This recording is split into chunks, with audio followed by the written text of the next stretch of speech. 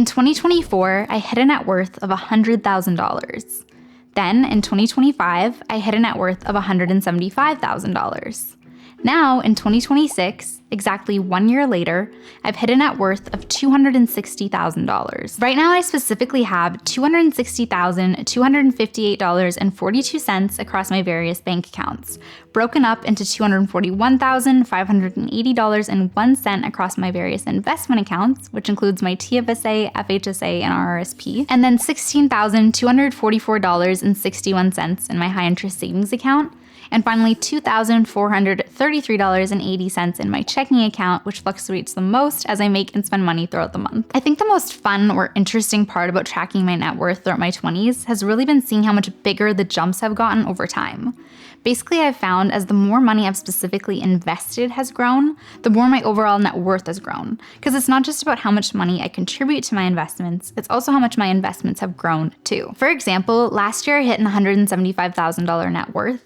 And since then, I've contributed, I believe, about $50,000 across my saving and investment accounts. So that would be $30,000 from March onwards last year, and then also a $20,000 bonus that we paid ourselves out in January of this year. So that on its own would have taken me from $175K to $225K, but that's not where my net worth's at right now. Instead, it's at $260K. Now, as a quick recap, because I think it's important to share the entire picture of my net worth journey, here's what the pathway has looked like. When I graduated from university about 8 years ago now, I had a $0 net worth. I graduated debt-free, but I also had basically no savings at that point. And I will say it was definitely a blessing to start at $0. I know firsthand from my fiance, Dennis, that he started with $50,000 in student loan debt. So $0 is actually a great starting point. Then from age 22 to 25, I worked a full-time corporate job, and I used the earnings that I had from that job to take me from a $0 net worth to a $50,000 net worth.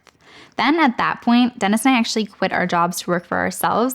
And at first, we weren't paying ourselves out enough money to save and invest, just enough money to cover our main expenses. So it actually took me 2.5 years, so until I was about 27 and a half, to hit a $100,000 net worth.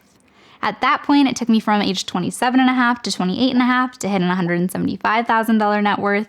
And then it took me from 28 and a half to 29 and a half to hit a $260,000 net worth. And that's where we're at today. So in this video, I'm going to be going over exactly how my net worth's grown over the past 12 months specifically.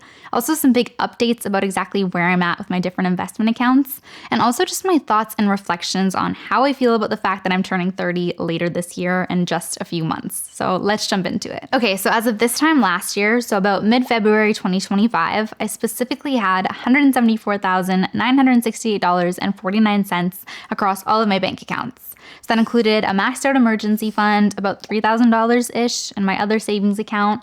I had a few $1,000s in my checking account, and then I specifically had $157,517.31 across my 3 different investment accounts. Now, last year, throughout the year, I actually had a really great year of investing, but I also did overspend on the spending side of things.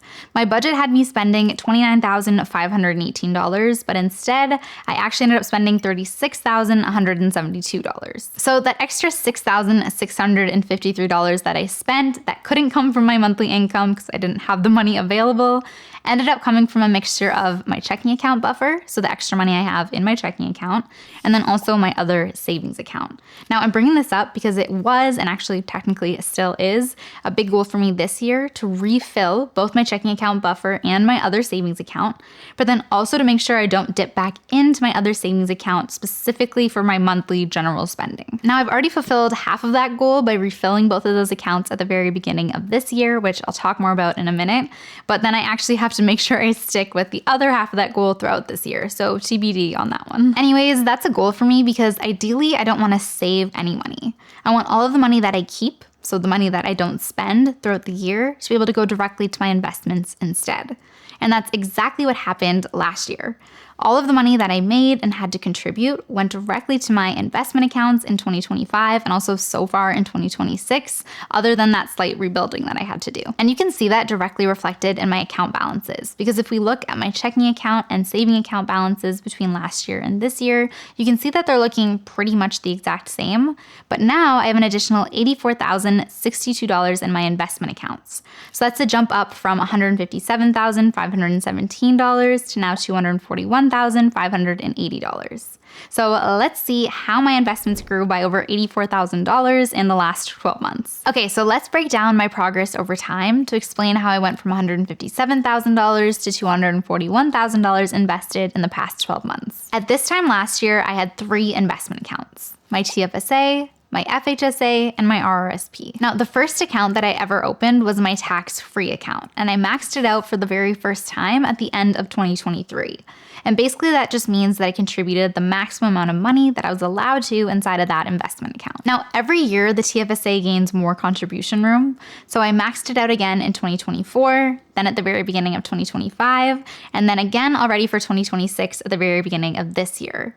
Now, at the end of every single year, Dennis and I pay ourselves out an end-of-year bonus. This year that ended up being $20,000 each, so I put $7,000 of that towards my TFSA right away in January. So with that being said, my current TFSA contribution limit is $83,500, but right now my TFSA is sitting at an overall value of $118,302.50. Okay, so next up in 2024, I also opened a first home account, and I maxed that one out for the first time throughout 2024.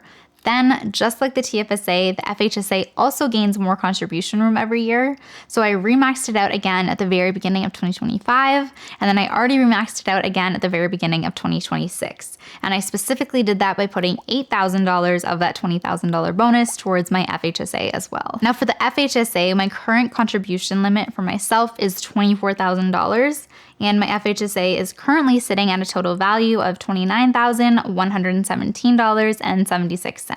Then also in 2024, after that, I opened up a registered retirement investment account next, and I actually ended up maxing that one out for the very first time last year, so in 2025, which was really, really exciting.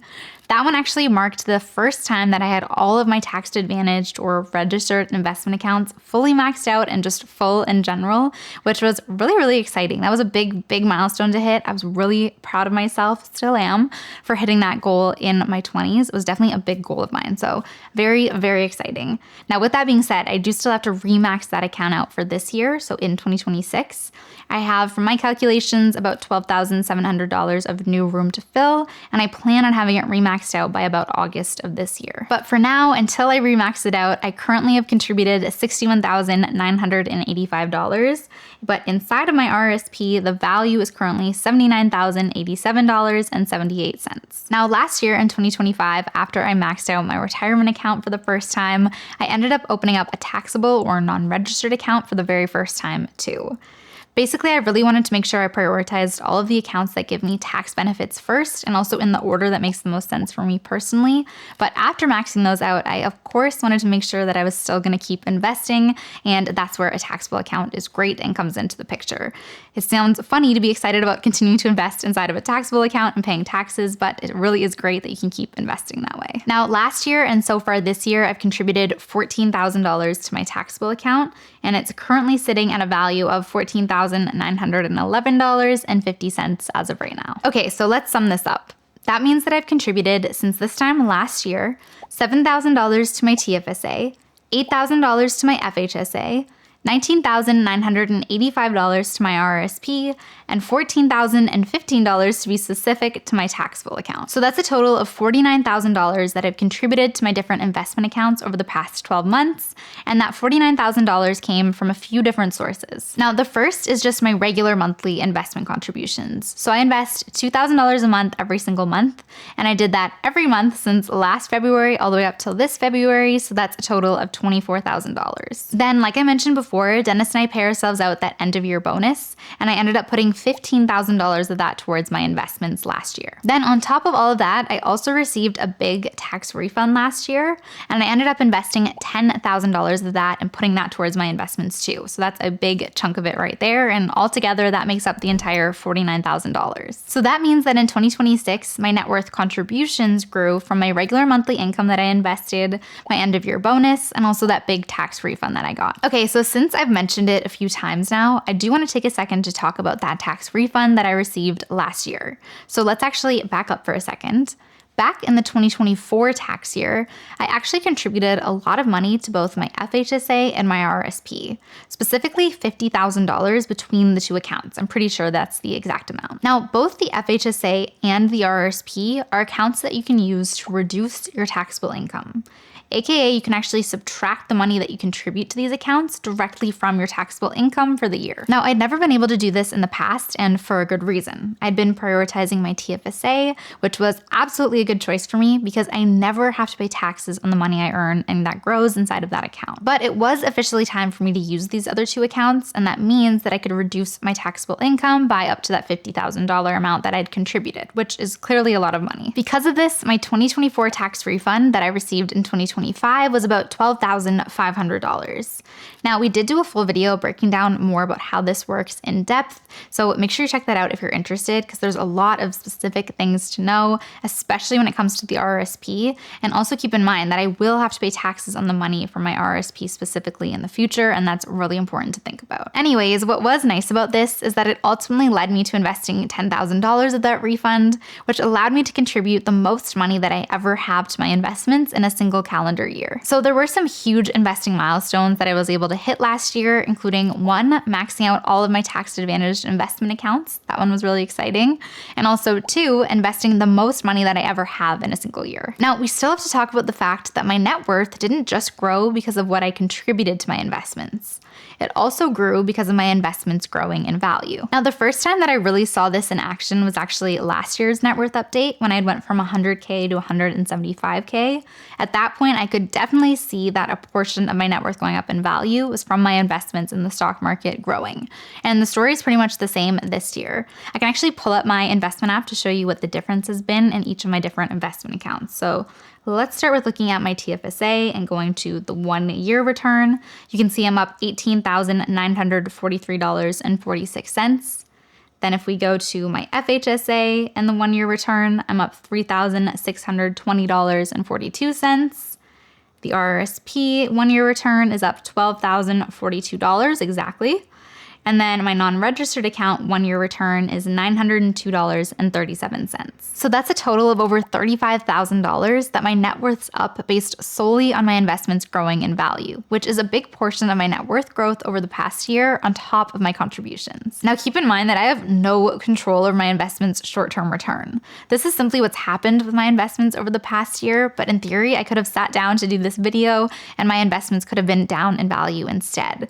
And that would have meant that my net worth wouldn't have grown as much over this short 1 year period. Now, in general, typically the stock market goes up and down over the short term, but over the long term, and I'm a long-term investor, it historically trends upwards. So even though this short-term growth is really, really nice to see, it's exciting to see it in my portfolio, it's completely okay if my net worth overall ends up dipping down a bit before it trends back upwards again, because I know that that's how it's supposed to go. Now, the biggest takeaway that I really have from this is that it's really nice to see all of my work and contributions start to pay off, all before age 30. So I'm really excited to see where I'm at another decade from now. Okay, so now here's where we're at today in real time. I have exactly $260,258.42 across all of my different bank accounts, and the increase of $85,289.93 between last year and this year is sitting inside of my investment accounts. So what's next? Now, last year in my net worth update, I mentioned that my next goal was to hit $200,000 by December, and clearly I was actually able to hit and surpass that. But really at this point in my journey of tracking my personal net worth, it's more for interest's sake, and really what I mean by that is actually looking in at the changes that happen over time, and also making sure that I'm actually keeping track of the literal payoff that I get for being consistent and disciplined. At this phase in my journey, it's not really about hitting a certain amount at a certain age or period of time.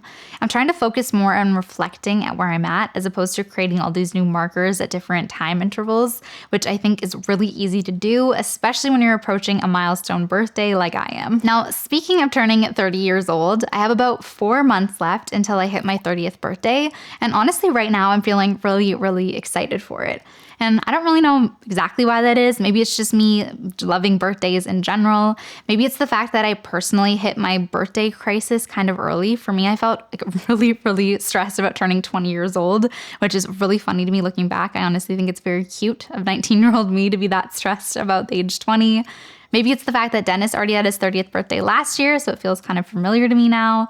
I don't really know exactly why. I just know that I do feel pretty at peace and excited to turn 30, which is also an interesting turn of events because I was feeling a bit more nervous about it back around the time that I was 27. At this point, I'm really grateful and excited about all of the different goals and milestones, different things that I've been able to accomplish, and just where I'm at in life right now, all pre-30. And I feel like over the past maybe 2 years or so specifically, I've been able to really hit my stride with finding a good balance between focusing on investing and doing all the good things to set myself up for the future, but also really living and enjoying life right now. And I really have found that it's possible to do both and hit that balance with intentionality over time. So instead of trying to cram in more things that I want to do or hit or some sort of bucket list pre-30, I'm trying to more so just reflect on where I'm at right now and start looking ahead at planning the different things that I want to do and experience and accomplish in my 30s and in that decade instead. Now, I feel like I'll end up sharing what more of those goals and visions are actually closer to my birthday once I do hit 30, so keep an eye out for those updates later on this year. But what I will say for now is that I'm really happy with how I've spent my 20s, what I've focused on, and who I've become. And I'm also really grateful for a job that actually allows me to share everything that I've learned, everything I've been thinking and feeling with you too, and hopefully help show you that you can really grow your knowledge and your confidence over time, and also really build a life for yourself that actually has balance, again, between doing the things for future you and also living in the now. So that's it for this year's net worth update. I really hope you guys enjoyed it. Please make sure you share your different thoughts and reflections, your takeaways, anything that comes to your mind down in the comments below. I really love seeing all of that. And also, if you want to hear more about my money journey in general, make sure you check out this video on how my investment results have looked over the past year next. And with that, we'll be back next week with another video.